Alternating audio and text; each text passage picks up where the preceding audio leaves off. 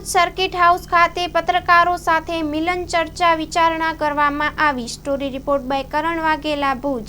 દાદા, સૌરાષ્ટ્ર કચ્છનો પ્રવાસ જે થયો આજે બુધવારે 30 તારીખે ગાંધીધામ સવારે અને ભુજ ખાસ કરીને કેવો પ્રતિસાદ મળ્યો અને શું પત્રકારોના પ્રશ્નો સૂચનો મળ્યા? આમ તો પત્રકાર એકતા પરિષદ બન્યા પછી મેં એક કમિટમેન્ટ કર્યું છે કે હું દર વર્ષે એક વખત બધા જિલ્લાની મુલાકાત લઈશ। જ્યાં કાર્યક્રમો હોય ને આમંત્રણ હોય ત્યાં જઈ બરાબર છે, પણ જ્યાં કાર્યક્રમ ન હોય ત્યાં પણ મિટિંગો કરવી। સંગઠન એક એવી વસ્તુ છે એને જીવંત રાખવા અને ટકાવવા માટે કે મજબૂત બનાવવા માટે સતત કાર્યક્રમો હોવા જોઈએ। એટલે વર્ષમાં એક કાર્યક્રમમાં હું હાજરી આપું, બધા હોદ્દેદારોને મળું, નાની મોટી સમસ્યા હોય પત્રકારને બધાને મળું, કંઈક સાંભળું, ત્યારે મને આવો આત્મવિશ્વાસ મજબૂત થાય કે મને જે આ લોકોએ જવાબદારી આપી છે એ હું સાર્થક કરી રહ્યો છું। એટલે દર વર્ષે પ્રવાસ કરું છું, પણ હમણાં 3 મહિનાનો ગેપ હતો, બહાર હતો હું, એટલે આવીને તરત જ પ્રવાસ ચાલુ કર્યો છે। આ 18મો જિલ્લો છે અને કાલે 2 જિલ્લા એટલે 20 જિલ્લા પૂરા થશે આ 15 દિવસમાં। આ બધો જે જિલ્લામાં હમણાં કાર્યક્રમો નહીં હોય ત્યાં મિટિંગો કરીને બધું કાર્યક્રમોની પૂર્વ તૈયારીની ચર્ચા કરીશું, પણ જ્યાં કાર્યક્રમો બાકી છે એ કાર્યક્રમો આ પૂરું થશે ને એટલે ચોમાસાનો ગેપ જ્યાં જ્યાં મળતો જશે ત્યાં પછી અધિવેશન ચાલુ થઈ જશે। એટલું ચોક્કસ કહીશ કે જે મેં અમરેલીથી પ્રવાસ ચાલુ કર્યો છે, અમરેલી સોમનાથ એક દિવસમાં લીધું 26 તારીખે, 27 જૂનાગઢ અને જામનગર લીધું, 28 પોરબંદર અને દ્વારકા લીધું, આજે 29મીએ હું કચ્છનો મહેમાન બન્યો છું અને ગાંધીધામ સવારે કાર્યક્રમ હતો, આવી ગયો તો રાત્રે, અને આજે અત્યારે 4 વાગ્યાનો કાર્યક્રમ ભુજમાં હતો।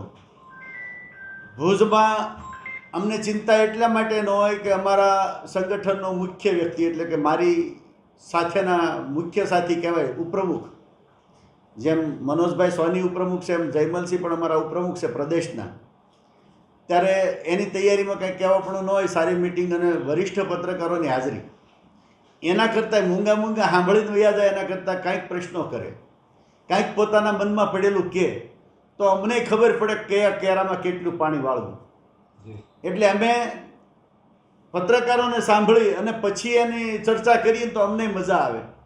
આજે ક્રીમ પત્રકારોની હાજરી હતી, નાની મોટી ચર્ચાઓ આગામી કાર્યક્રમ માટે પણ કરી છે અને સંગઠનને મજબૂત બનાવવા માટે પણ કરી છે, પણ સૌથી વધુ આનંદ તો એટલો છે કે જેટલા પત્રકારો મિટિંગમાં આવ્યા હતા ને, જે ગયા રજા લઈને, એ એવું કમિટમેન્ટ કરતા ગયા, જે જવાબદારી જયમલસિંહભાઈ આપે એ જવાબદારી અમે ઉપાડી લઈશું। એટલે એનો અર્થ બધાની જવાબદારી ઉપાડવાની તૈયારી છે। એટલે સંગઠનમાં ઓતપ્રોત થઈ અને સામે ચાલીને કામ કરવા તૈયારી હોય ત્યારે હું એવું માનું છું કે આ સંગઠનને અમારે પાઠ ભણાવવાના ન હોય, અમારે શીખવાનું હોય, બીજા જિલ્લામાં આનો દાખલો દેવાનો હોય।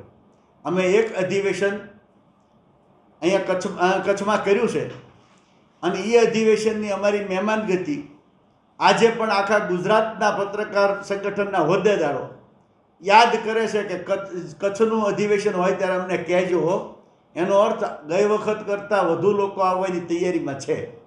એટલે જયમલસિંહને પણ એટલું કહું છું કે આવતી તૈયારી તમારે મોટી રાખવી પડશે। દાદા, અકેલા ચલાતા કારવા બનતા ગયા, ઘણું બધું જે છે વટવૃક્ષ બન્યું છે, શું છે ભવિષ્યના આયોજનો અને પત્રકાર મજબૂત બને અને સ્વતંત્ર અને સુરક્ષિત બને, શું છે આગામી? એક વસ્તુ મને કહેતા સહેજે સંકોચ નહીં લાગે, કારણ કે પત્રકારોએ મારા ઉપર ભરોસો મૂક્યો છે, ત્યારે પત્રકારની વાત મારે જ કરવી પડે, એમાં મારે કોઈની લાજે ન કઢાય, શરમે ન રખાય। જે ગુજરાતના પત્રકારોએ ગુજરાત મોડેલ આખા દેશમાં રજૂ કર્યું, જે ગુજરાતના પત્રકારોએ અહીંના આગેવાનોને મોટા કરી દિલ્હીના તખ્તા ઉપર બેસાડ્યા, ભલે પછી જવાબદારી એમની હતી કે એના બદલીમાં આવેલા બીજાની હતી, પણ આ જવાબદારી છટકી ન શકાય। આખા દેશના અન્ય રાજ્યોની સરખામણીમાં ગુજરાતના પત્રકારોને મળતી સુવિધાઓ વધારો તો નથી થયો, ઉલટાની 7 પ્રકારની સુવિધાઓ છીનવાઈ ગઈ છે। નથી મળતો ભાવ વધારો, નથી મળતી વધુ જાહેરાતો, નથી મળતો સુરક્ષા કાનૂન। આ પરિસ્થિતિમાં ખોટી ફરિયાદનો ભોગ આજે પત્રકારો પણ બની રહ્યા છે।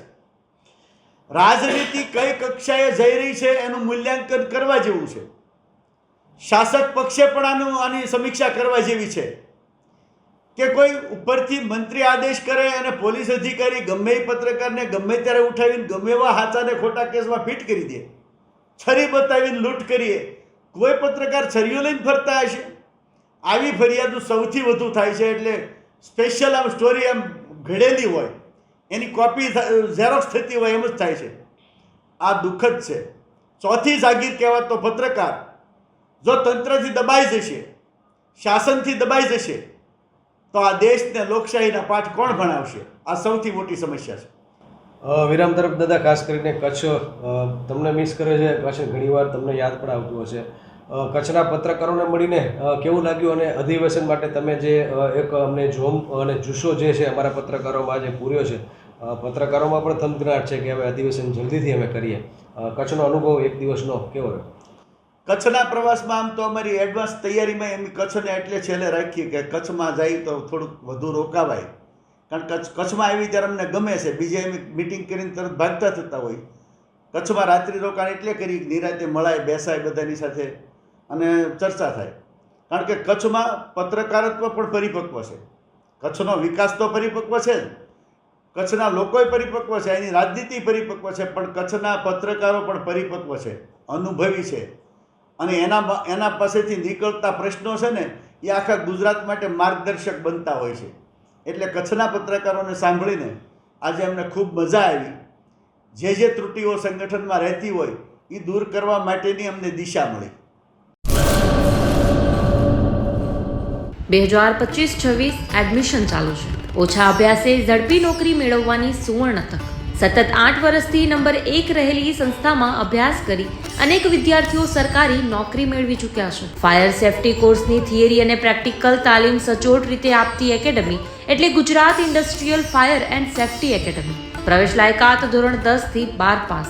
આપ સૌ વાલીઓ અને વિદ્યાર્થીઓના સહકારથી સતત નંબર 1 રહેલી સંસ્થા 8 વર્ષ પૂર્ણ કરી 9મા વર્ષમાં મંગલ પ્રવેશ કરે છે.